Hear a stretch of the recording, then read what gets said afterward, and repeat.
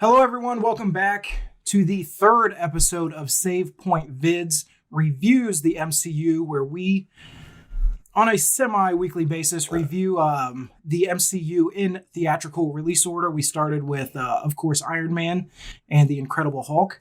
Today we have Iron Man 2. So if you want to watch along, feel free. I'll drop the links for those videos in the description below. Give this video a thumbs up. And if you're new to the channel, go ahead and hit the subscribe button if you haven't already. How you guys doing? Good. Fresh haircut. Yeah. This feels good. So before we get into the plot and the details of the movie, what did you guys, on a surface level, what did you guys think? How'd you guys like this one? I hadn't seen it in a while, and actually, it was better than I remembered it. Still my favorite Iron Man movie.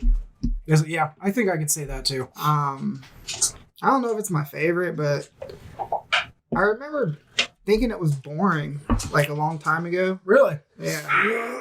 I really liked... Go ahead. I'll say my part next. What's his face? Mickey, was it? Mickey Rourke. Mickey Rourke, yeah. I liked him as a Whitman. Whiplash. Whiplash. So, yeah. It's a Mega Man villain. But yeah, I liked him.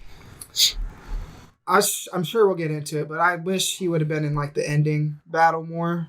Yeah, I noticed that too. They That's really probably the only part I didn't like about the movie was they spent the whole. I mean, the last third of the movie is that ending sequence, but really they spend 90% of that fighting the drones. Right, which he's is only kind in of it, lame. and he's only in it for 2 or 3 minutes, and they kind of blow him So up. But it kind of seemed like a waste to not use him right, as much as they could, but it was still funny. It was a lot of action, and I really liked. Speaking of funny, I really liked Sam Rockwell as Justin Hammer. that is Sam Rockwell. Yeah. Good Lord, he looks so young. I think he did such a phenomenal job of just like being like, he's almost like the younger, almost like a younger brother to Tony Stark. He's like living in his shadow. You know what I mean? He is. Like he just wants to be accepted and wants to be cool, and he's just not there.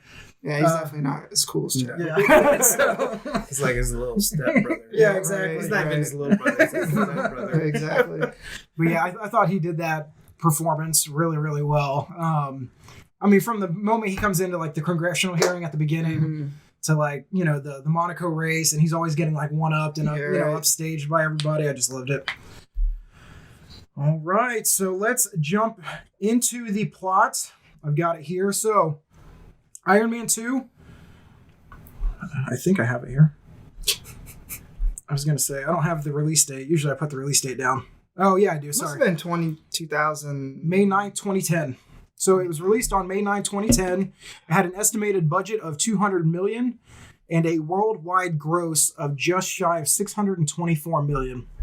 It was directed by Jon Favreau, who I read...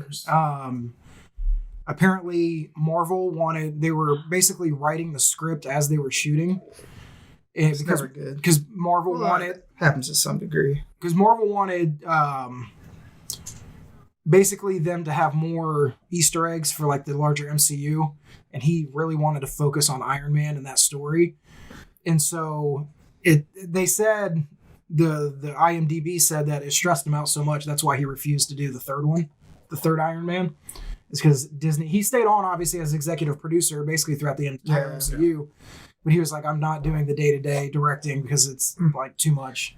Maybe that's why the third one wasn't. It was very different. Memorable. It was very different tonally. You know It what had I a mean? different feel to it. Yeah.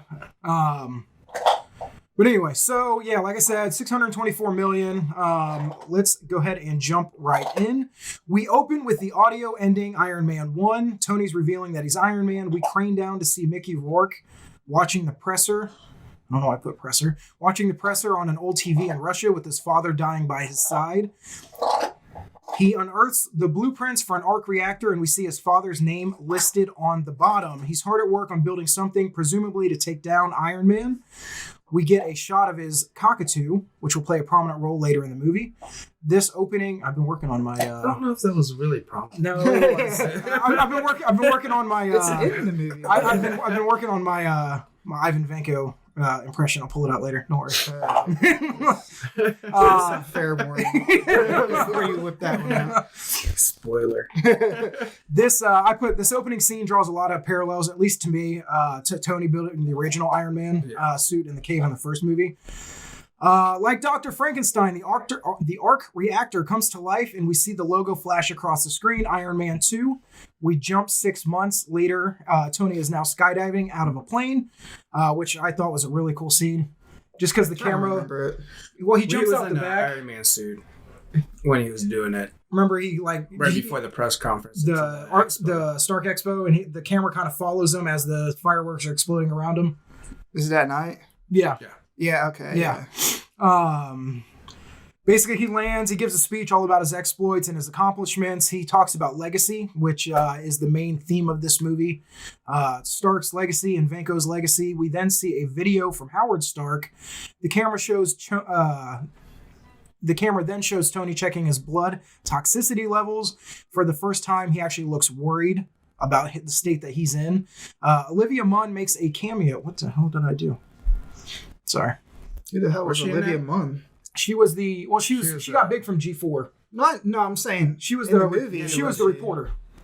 Was she? Yeah, she was the reporter right outside reporting on the Stark Expo. So I don't remember. I mean, I don't remember every little thing, but yeah, she was the reporter. I mean, it's literally a 10-second clip or like 50. She's in it for like 15 seconds. Tony rushes out from the expo and is basically a celebrity. He's signing autographs, shaking hands, kissing babies. We see Stanley. Was he Larry King? Was that who he was supposed to be? Okay, that's what I figured. Okay. Kind of look alike. Yeah. Makes sense. Tony gets to the car and is served a subpoena by the very hot federal agent who also appears as Zoe in House of Cards. I don't know if you guys caught that. Did you guys watch House of Cards? Never seen it. Oh, man. I never will. Well, I mean, it was before Kevin Spacey was like a creep. He was always a little creepy. Yeah, but nobody knew it then. I did. When I watched Seven. Yeah, I did. He played that part in Seven. Yeah. If you ask me. But anyway, so yeah, he is to appear before a congressional hearing tomorrow morning. We are then introduced to Gary Shanley, who's at the head of this committee to basically try and force Tony to turn over the Iron Man suit to the U.S. government. Pepper Potts makes her first appearance of the movie, and Tony continues to crack jokes like only he can, calling the suit a high-tech prosthesis. Yeah, not a weapon. And we are then introduced to one of my favorite characters in this movie, Justin Hammer, played by the very talented Sam Rockwell. Tony cracks another joke, saying he sees Justin Hammer enter the chamber, but he's still waiting on... Name. I know. He sees Justin Hammer enter the chamber, but he's still waiting on an actual expert to make an appearance. He does that, and he does that thing. Oh, I really like this, where I don't know if you guys caught it, where Justin Hammer tries to basically like spite Tony by calling him Anthony. Did you guys catch that? Where he kept calling, instead of calling him Tony Stark, he calls him Anthony all the time. And I thought that was really funny. Yeah. We're then reintroduced to the new roadie, played by Don Cheadle. And did you guys catch the first line that he said? Obviously, I think we talked about it before. I don't think. I like it. I like it when they were shooting him entering the room from behind, mm-hmm. Make it look like it was Terrence Howard. Terrence Howard. Yeah. But basically, the very first line that he says is, "quote It's me. I'm here. Deal with it, and let's move on." Mm-hmm. Basically, just like the Terrence Howard thing. Let's just move on. But I did put Terrence Howard was replaced. This is another fact that I got. Terrence Howard was replaced by Don Cheadle in the part of Rhodey for no perceived reason, with the actor claiming that his original 3-picture deal and matching salary was not honored by Marvel. Entertainment Weekly later claimed that director Jon Favreau had not been happy with Howard's performance in Iron Man, often reshooting or cutting his scenes. When it was time for the sequel, Favreau and his co-writer Justin Theroux, did you guys know he wrote that? Dude, I could have swore I literally just heard Justin that somewhere. From I knew him from like The Leftovers, but he's been from Jennifer Aniston. Yeah. I didn't realize he was a co-writer. Purposely reduced Howard's screen time, which led Marvel to ask Howard, who had been the best paid actor in Iron Man, surprisingly above that is surprising. Above Robert Downey Jr. at the time, to accept an 80% pay cut Although Marvel supposedly maintained it was because they didn't consider Howard vital for the film's commercial success. Howard refused, claiming that the real reason for the pay cut was to meet Robert Downey Jr.'s reported 2,000% salary increase.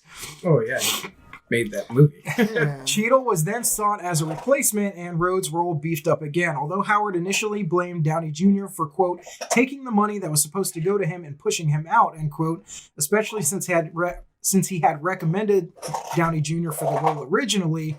I don't know about that. Well, that's what it says. Both actors would later make amends, it says, so who knows. Pretty sure John the one who recommended Downey for that role. But no, I really, like you said, I really liked how they like shot him coming in, and it's me. Let's move on. Yeah. Let's deal with it and get out of the way. Back to the movie. Senator Stern, again Gary Shandling, then starts to show pictures of other countries trying to replicate the Iron Man suit. Tony then does the cool thing where he pulls out like his iPhone 18, like the hologram screen, and like basically hijacks the TVs to show what's really going on around the globe. And he has a great line where he says, most countries 5 to 10 years away, Hammer Industries 20. Where That shit made me laugh. We then see Ivan watching the hearing back in Russia while working on his own version of the Iron Man suit. We first see the electric whip, and he slashes the TV in half. Although Mickey Rourke, here's another fact. Although Mickey Rourke spent several months on a treadmill and weight training, Didn't help. he initially was still unable to move around and use the whip prop in the Whiplash outfit test due to its sheer weight. To get around this problem, Rourke would wear heavy vests in subsequent physical training sessions to accustom his body to moving around while wearing heavy armor. It's probably just to make it lighter.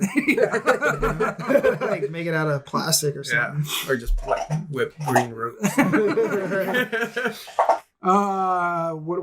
are we here?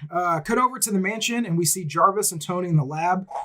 And this is really cool. So I was thinking about this, where we see him like behind like the holographic monitors, and he's like playing around with everything. And I think the way that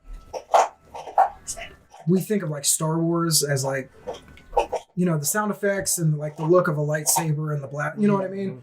Like, I think Marvel really gave us the idea of what, like, you know what I mean? Like a hologram or like that type of like computer interface really looks like.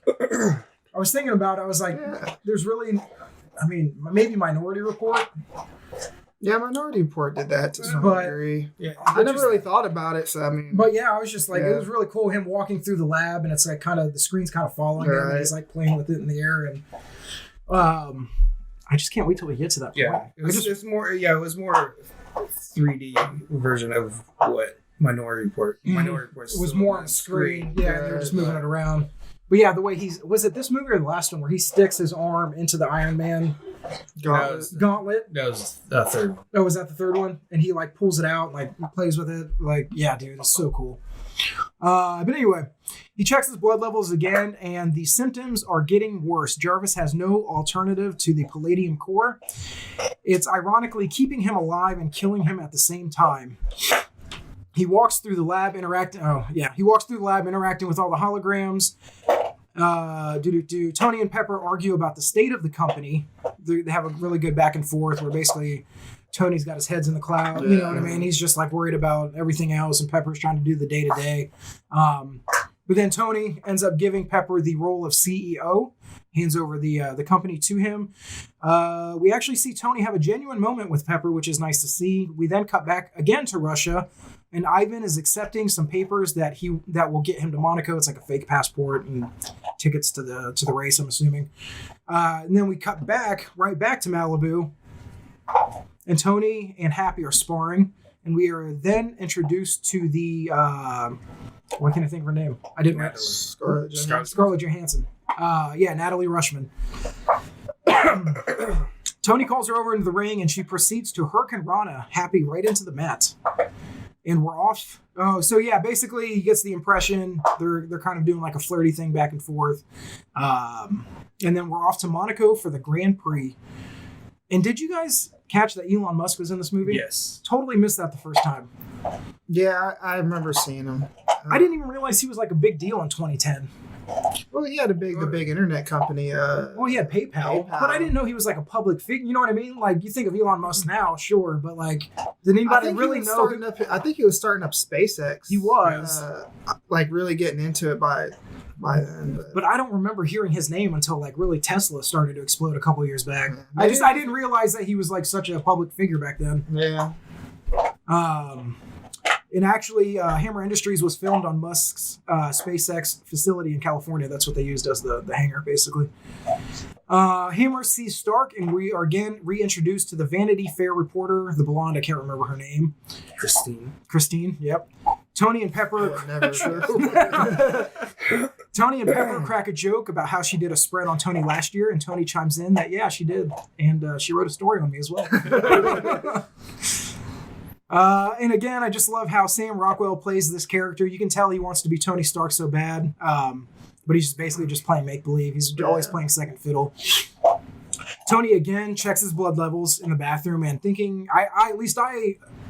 the way I read this scene is that I was thinking that he thought this was like the beginning of the end for him because they didn't have a replacement and his blood levels were getting worse and that he was kind of between like the race and then the party scene in the next scene where he's like just going off the deep end, that he was basically just obviously throwing all caution to the wind because he thought that this was like the end. So go out with a bang, you know what I mean? Well, that too, and then in the comics, his actual, each superhero has their own weakness, and then I thought I read somewhere that his real weakness was alcoholism. Yeah. So it's kind of part of that where he kind of just like threw everything, caution to the wind, just like start binging, and that's when you can see the true weakness of Tony. It was like lowest point. Right. Yeah, that makes sense. Yeah, he does. Shit. Yeah, he did have. Where are we at? Okay, then we get a shot of Ivan pretending to be a pit crew member, which, if you see like a 240-pound Russian, yeah, dude, that dude's like stood out so bad. With, I was like, what the full fuck? tattoo sleeves and like with like armor underneath, or like the fucking helmet barely fit on his head. Like, don't you think you would say something like, call security, do something? Like, this guy, we don't know who this guy is. Where's Bob? Where did Bob go? But anyway, so he steps onto the track and reveals his suit, and I really love the way like the suit burns like off the back and falls apart off of Ivan. Yeah. You guys catch that? Yeah. Basically, then he slices the car in half as they drive by, and then we get a quick shot of Happy holding the football. He breaks through the barrier and apparently has a type of spider sense because he's dodging cars like it is his job. Oh yeah. Did you guys where he's driving into like the oncoming on the racetrack? These cars are going like 150, 200 miles an hour, and he's dodging it like it's the opposite. He's going the opposite direction too. I was like, what? I'm pretty sure. Yeah. So anyway. And Ivan, like, he slashed a car in half that was like driving by him. Like, how are you gonna time that? Super You got like a 1/10 of a second window. I don't know, but he did it several times. But yeah, anyway, so they're dodging traffic, or Happy's dodging traffic. Pepper's in the back seat. Tony is upside down. Tony is upside down as Happy races toward him. Yeah, after he crashes. After the crash. And I really I don't know why I put this down, but he does the cool thing where he like flips the whips and like keeps burning into the pavement. Oh yeah, I thought that was really cool. Yeah. And just in time, Happy pulls up, hits Ivan with his car, and Tony takes the football and puts on the Iron Man suit. So I wonder how that didn't kill him, because he's not like a superhero. No, right? He's really not. I was wondering the same thing. Like, he's at least some broken legs. I think that armor was like, was it? Because I thought it was just like around his chest. I just remember I could see a lot of his skin. I think that was pretty exposed. Yeah, but I think it's like an exoskeleton, because having that armor just in the top heavy is going to be fucking massive. Yeah. So you got to have that support. So he wore the weighted vest and he wore ankle weights as well. But so, Jesus Christ. Oh yeah, so Tony puts on the Iron Man suit at this point. Oh yeah, I love the way he puts it on too, where he just like sticks his foot into it. At this point, while it's covering his body, oh yeah, I said this too. Ivan just stands there and watches him put on the Iron Man suit. Like, if I was him, I'd be like, try to take him out. He just stands there for like 20 seconds while the suit's covering him. Maybe it was like a point of pride. Like, I can take you out in your Iron Man suit or something. If I was Ivan, I'd start taking him out. They battle back and forth. Tony gets a couple good hits. Eventually, Tony is able to take out the mini arc reactor out of Ivan's chest as he's dragged away. The next scene shows Tony walking towards the interrogation room where Ivan is being held. Tony begins the conversation by saying that he did a decent job of building the arc reactor, but that there were some flaws in his design. Ivan starts to let him know that they have a history between their families about his father, Anton Vanko. Ivan ends the conversation by saying palladium in the chest is a very painful way to die. How would he know? I guess. We didn't see Pepper and Tony on the private jet. What does that mean? I saw him on a private jet. I think I meant to put we then see Tony and Pepper on the private jet. Basically, the senator's on the TV. He's doing an interview and he's stating that the tech that Tony promised the congressional hearing wasn't going to be available for 5 to 10 years was available now. Right, yeah. Pepper knows there's something wrong and going on with Tony that he's not telling her, but obviously he's not going to spill the beans quite yet. But we cut back to Ivan sitting in a jail cell being delivered a very suspicious tray of food. It turns out that there are explosives in the mashed potatoes. The guard, what's another prisoner? I don't know. I have to type fast when I watch this movie, guys.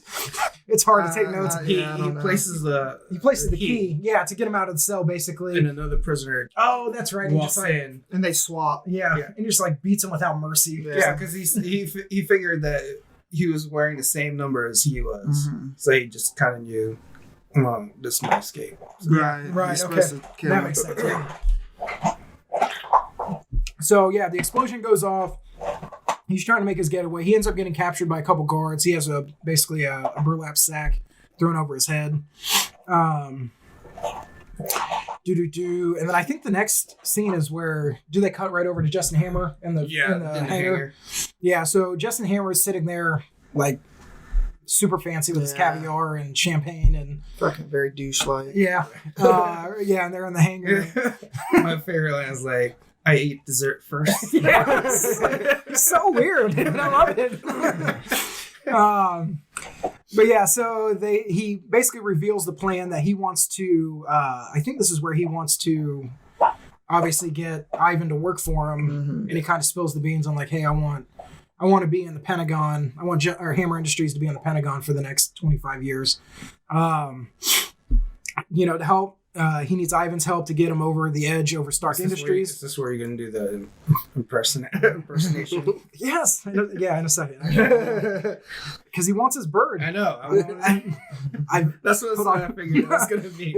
I want... No, hold on. Hey, everybody.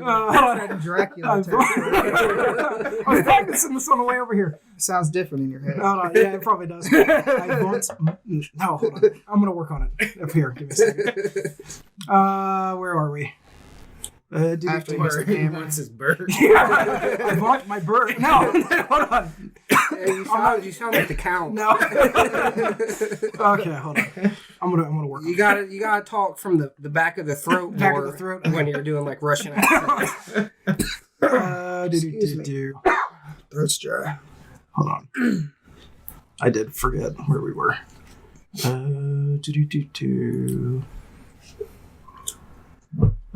Oh yeah, then we cut over to the next scene. So basically, Justin Hammer tells him, like, "Hey, I need your help."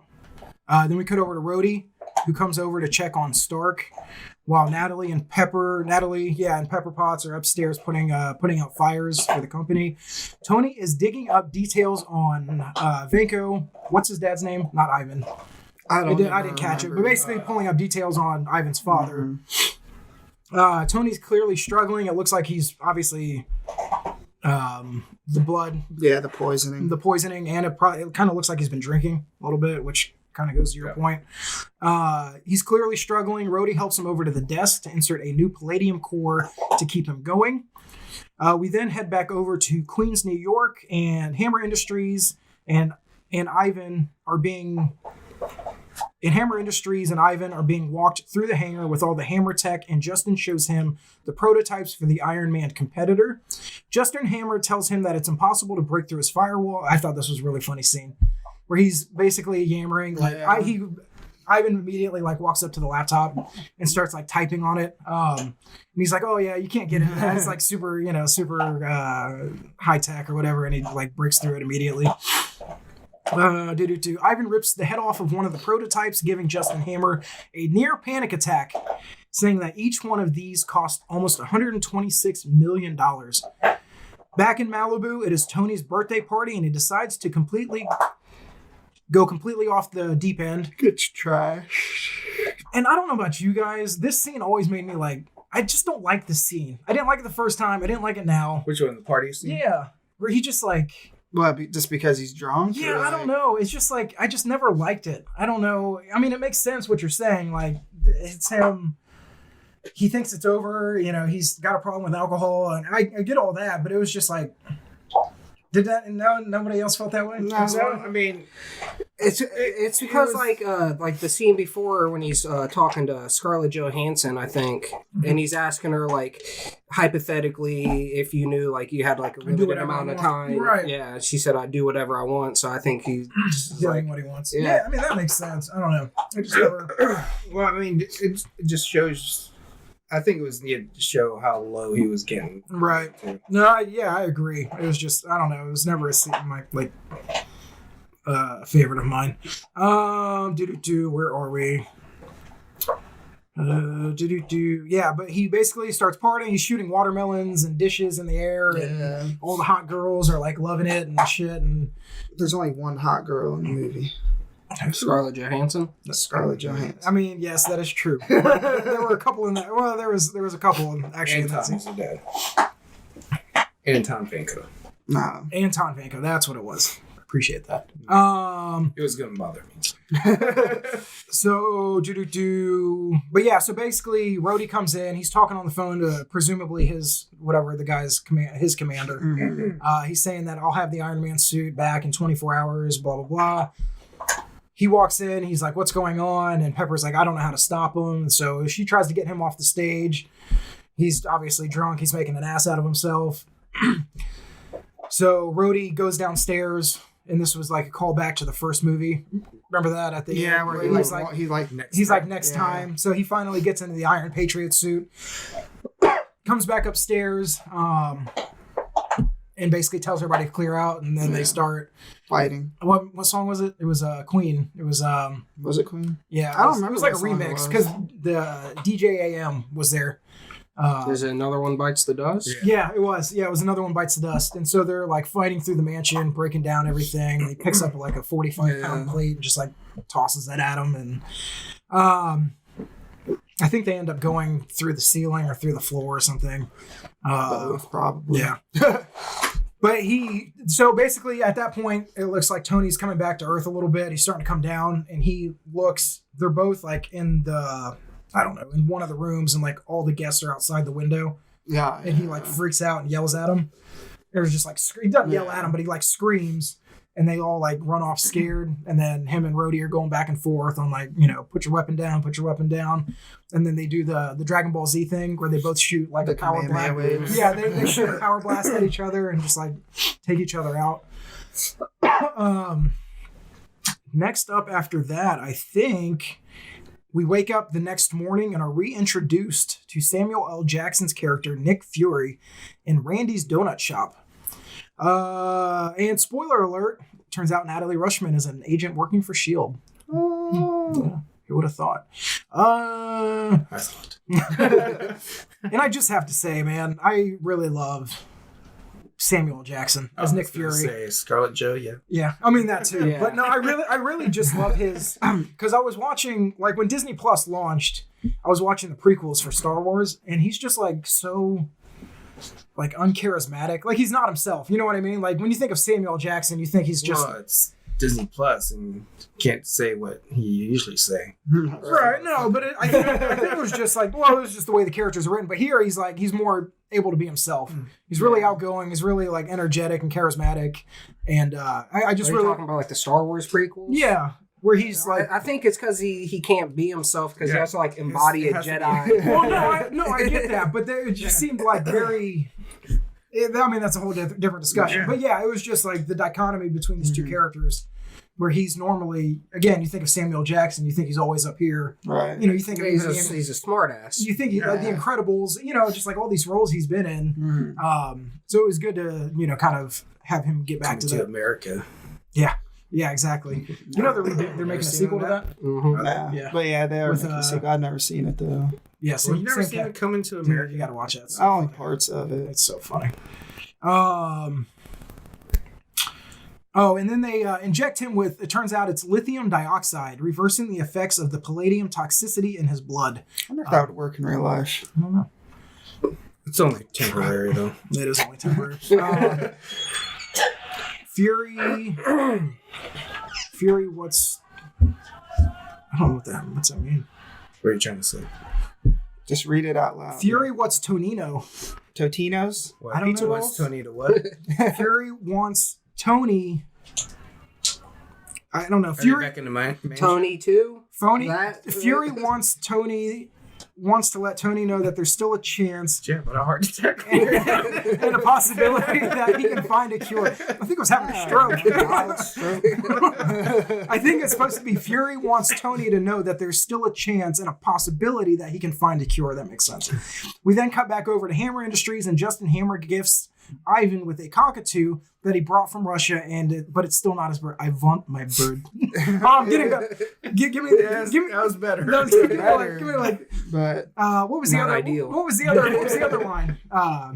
You tell us. No, he says it. He says it in the. Oh shit. I don't know what line you're referring to. Oh shit. Palladium. No shit. I was working on this. Palladium, very bad for your blood. That was good. All right, nailed it. 6.8 out of 10. But yeah, he gifts Ivan with a bird. Hammer sees that Ivan is creating drones instead of an Iron Man type suit. We then say that line. Which one? Drones are better. Can you just read the whole thing? Man, we'd be here all night. There's no doubt about it. We then cut over to Rhodey on the military base. Oh, so after the fight with Iron Man, or with Tony, he basically, right? Am I remembering this? He basically keeps the suit and flies it directly to the base. Yeah. Like the military base. Okay. We then cut over to Rhodey at the base, and his superior, I didn't catch his name, wants him to take the suit to Hammer Industries so they can weaponize it.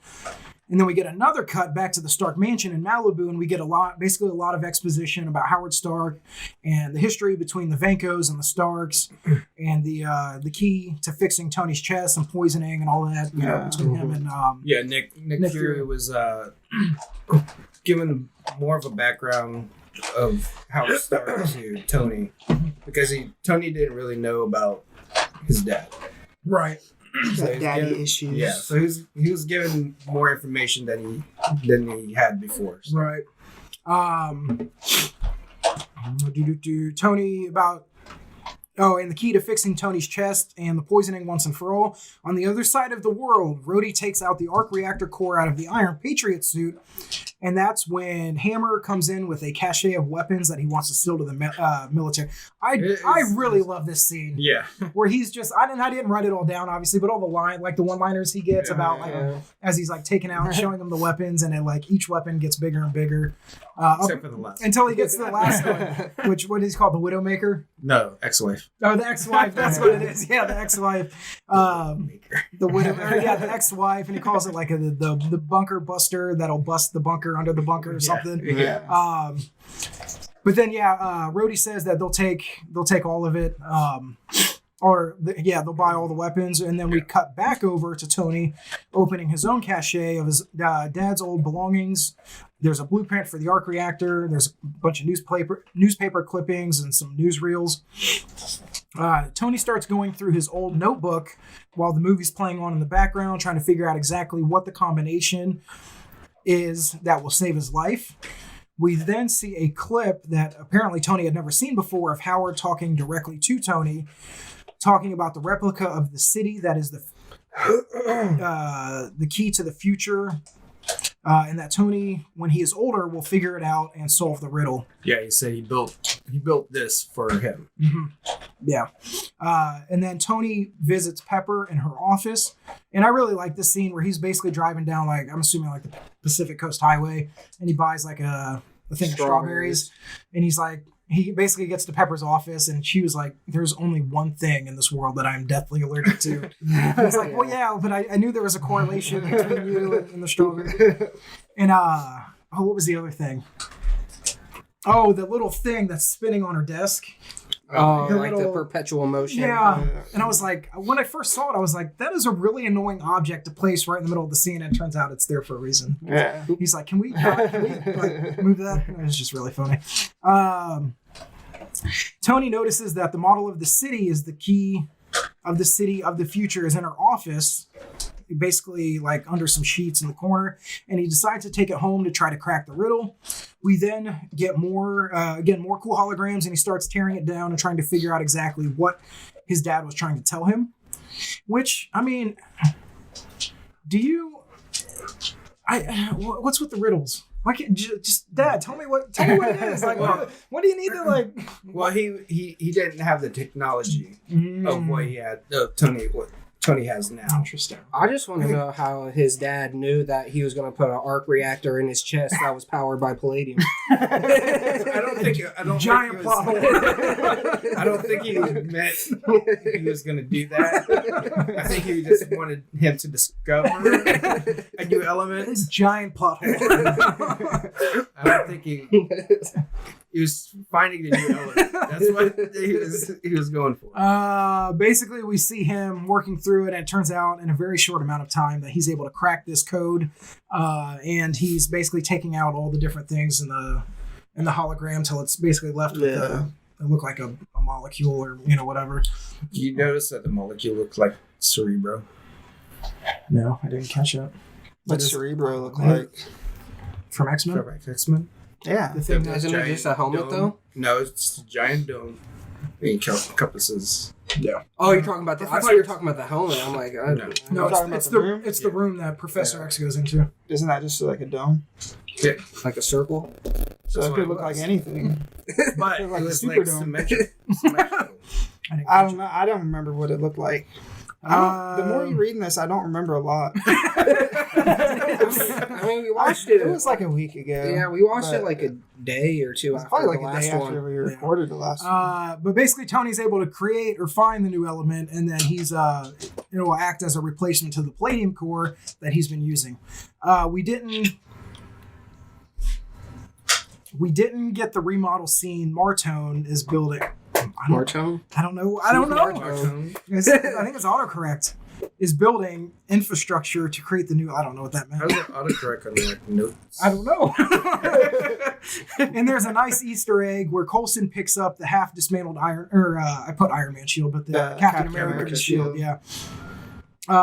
In a little bit of universe building, Coulson tells Tony that he's been reassigned to a case in New Mexico, which obviously foreshadows the next movie. Fun fact: did you know that the post-credit scene and Thor was directed by Kenneth Branagh, No. who you might know as why can't I think of his name? Kenneth Branagh. What's Oh, that's the name. What movie? Chamber of Secrets. The Defense Against the Dark Arts teacher. What's his name? Oh, It's that guy. He directed Thor, and he did. yeah. I don't know. I don't know what that is. There's like Professor Lockhart. there's like 7, so I can't remember. There's Yeah. 8 movies. Professor. Yeah. So basically, Professor Lockhart. Yeah. Apparently, he's done a bunch of like movies, but he directed Thor and the post credit scene. I didn't know that. But anyway, but yeah, basically Coulson tells Tony goodbye. He's got to go to New Mexico. He's been reassigned. We cut back over to Hammer Industries, and Justin is getting very upset because Ivan is not following up on his end of the bargain. And in the meantime, he's been creating an upgraded version of the suit to take on Iron Man. Ivan calls Tony, and he makes quick work of the guard. So this is basically the scene where Justin walks in with the 2 security guards. They take the bird away. Take his shoes. Yeah, take his shoes, and like Ivan's just sitting there laughing like a fucking psychopath. And then we cut over, and he's talking to Tony like really like calmly. Yeah. And the guy's just like hanging from a fucking electrical wire in the back. Like, but anyway, so yeah, he makes quick work of those guys. We are heading into the Stark Expo, and Tony knows that Ivan will try to make a move there and avenge his father's legacy. Justin Hammer comes out dancing on the stage, which apparently, I don't know if you guys knew this, it was where he comes out and he's like dancing and twirling on the stage. That was basically improvised. Justin Favreau wanted him just to walk up to the podium, but he said it helped him get into character by dancing, and he thought it would be something that Justin Hammer would do. I didn't know that, but I'm not surprised it was. I mean, if he was trying to mimic like the charisma of Tony Stark. Right. Yeah, that makes sense. But basically, Justin Hammer, in a very elaborate show, he introduces basically everybody to all the drones for the different branches of the military. And then at the very end, we see the Iron Patriot as the centerpiece come up from the ground. As the press conference is going Fun on... fact, you know that there's a new military... The Space Force. Yep. Yeah. 6th branch of the military. Oh. You guys didn't know about Space Force? Yeah, I just learned about it. They had their first... I think they just launched something in space. Ironically. Or not ironically. Space Force. Outer space. I mean, it's like their first official mission or something. Right. Yeah, they launched garbage into the sun. As the press conference is going on, Ivan is already starting to hack into the drones. Just as he is about to wrap up, Iron Man flies onto the stage to confront Rhodey, who's again in the Iron Patriot suit. Is it the Iron Patriot suit? It's War Machine. War Machine. Oh, I've been calling it Iron Patriot. Oh, it's not Iron Patriot till Iron Man 3 on. Yeah. Oh, really? Okay. Yeah. It's red, white, and blue. Okay, so anytime that I said Iron Patriot, I meant War Machine. Just then, Ivan fully hacks into the suits, deploying all of the drones to take on Iron Man. Justin Hammer then escapes backstage and is confronted by Natasha and Pepper Potts. She ends up calling the cops on him, and he confesses to working with Ivan, which I thought was like a really... Like, he gave up pretty easily. He didn't try to fight. She puts him in an armbar, and He's not like a super villain. He's just a guy who just... He's like a weasel. I guess. He wasn't like a super villain. But yeah, he just gets thrown into the desk, and he spills all his secrets. I would. Especially if she did it. Yeah. But anyway, there's more battle. There's more battle wish you shooting knew that things too.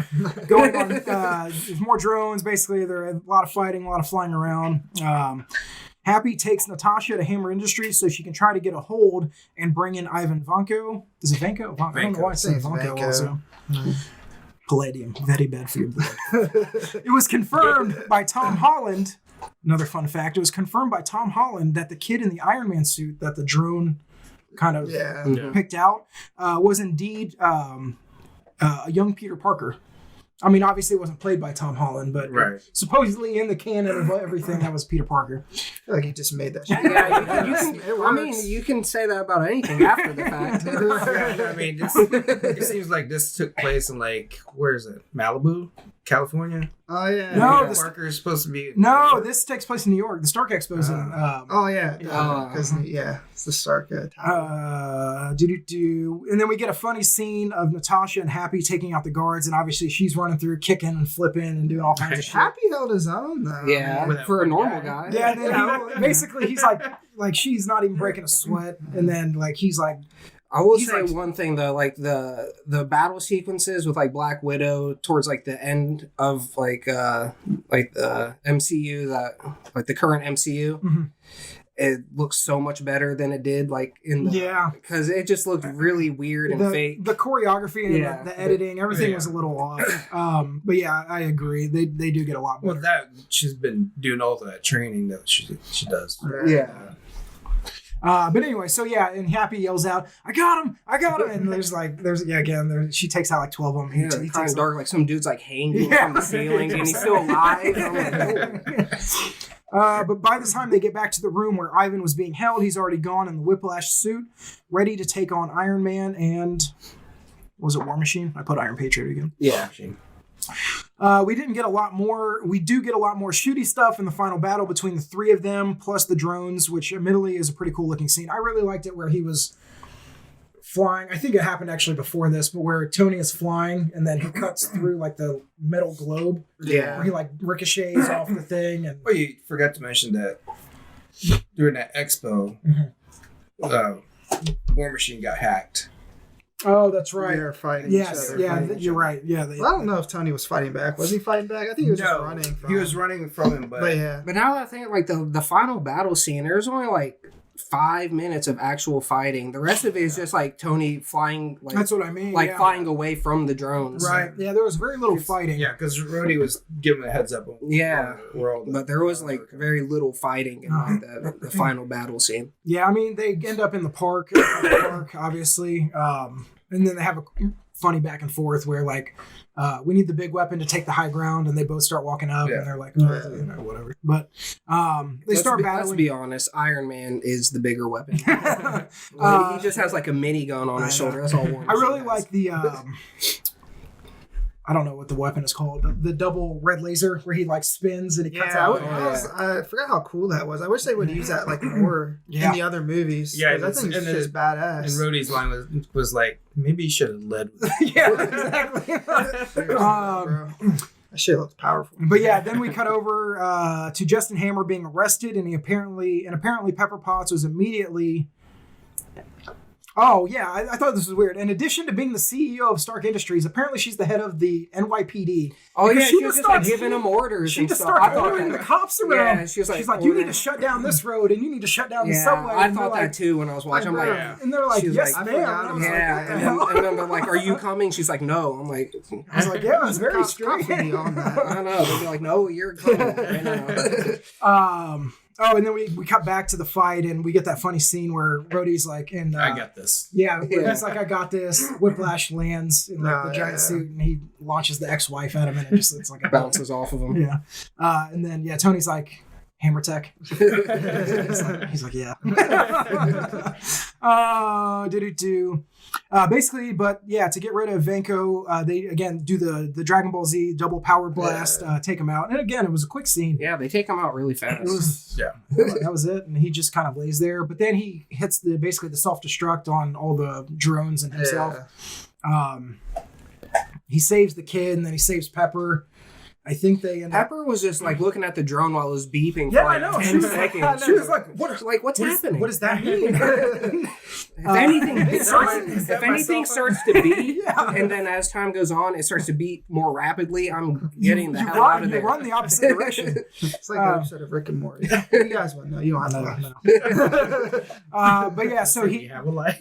I said you don't have to laugh. But yeah, so he basically swoops in at the last second. Tony does, saves Pepper. They end up going to the top of some building.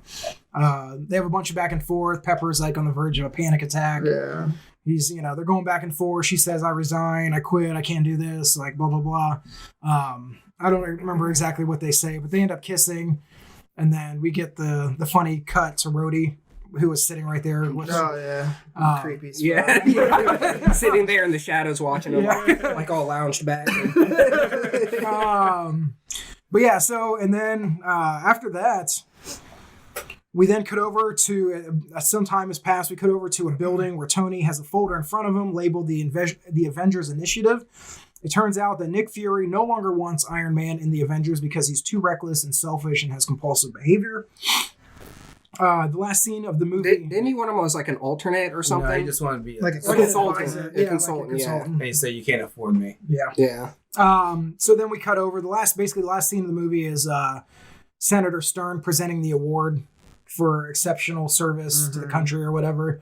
Yeah, that was one of the conditions that he would Oh, be a that's right. consultant. Yeah. Yeah.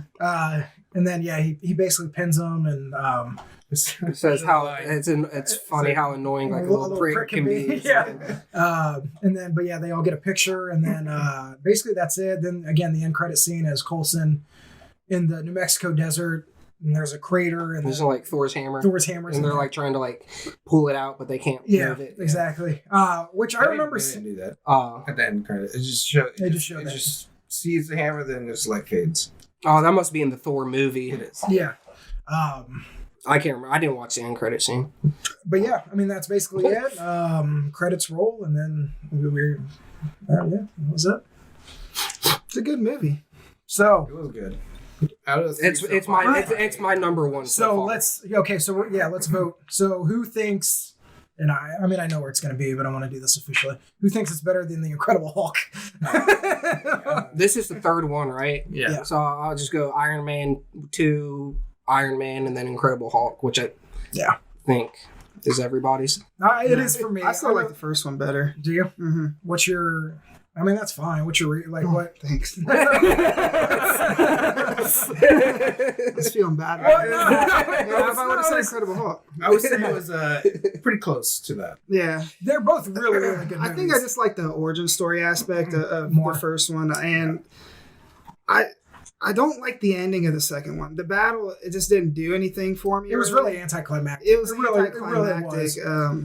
I think the reason why I've always liked it more is because that's when they start to draw in like the whole MCU aspect together. Because it wasn't just one superhero. You got Nick Fury coming in, then you got Black Tasha Widow, and then you got the Captain America shield, and then the Thor hammer. Yeah. Which again, that was part of the reason that Favreau was like, all of these reshoots and rewrites that we had to do. I was reading, I didn't put it in there, but I was reading in that same snippet was they would literally rewrite the script literally as they were shooting it, just to put all these little things in that Disney wanted, basically, Kevin Feige and whoever. I don't understand why they couldn't have figured all that out beforehand. I'll be honest, I don't think that they knew, because if you notice, this movie I think was still this might have been the first movie under the Marvel banner. I think the first two, Iron Man definitely, and I think the Incredible Hulk was still Paramount Pictures. So I think that even though they had we want to get to the Avengers, I think that they really still didn't know how. They knew where they wanted to go. They just didn't know how to get there. So they were kind of just making it up as they went.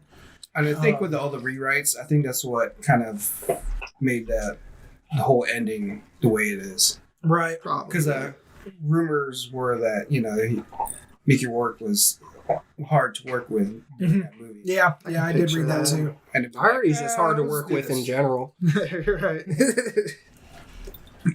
So I guess the official rankings are Iron Man 2 at number 1, Iron Man at number 2, and the Incredible Hulk at number 3. 27 movies?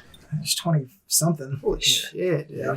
And it hasn't even been that long. There's 27 movies in 10 years. 10 years. That's a lot of Well, they were doing movies, 1 a year, and then they started 2 a year, and then the last couple of years they were 3 a year. Yeah. So. Yeah, because they were bringing all different characters to make that universe. So the next one is Thor. That's our homework for the next week.